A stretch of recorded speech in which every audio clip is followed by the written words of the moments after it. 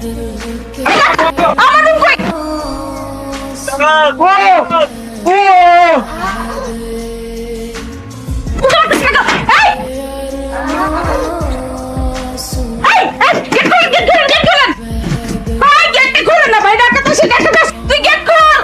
Sorry sorry sorry, আমি আর করতে পারবো না। শিট, আমি ডাকাতে অনেক ভয় পাই, প্লিজ। তুই আসলে একটা কাপুরুষ, বুঝছো?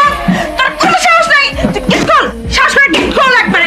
আরে হ্যাঁ, আপা একদম ঠিক কথা বলছেন। আমি কাপুরুষ, বুঝছেন? কোনো সমস্যা নাই, আমি কাপুরুষ।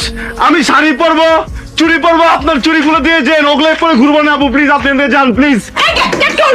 আরে তুই তো করে করতেছেন কেন? বললাম না গেট খোলা যাবে না। আই, আপনি যদি গেটটা খুলেন আমি ডাকাতদেরকে কিন্তু বলে দিব যে আপনি আমার হাজবেন্ড।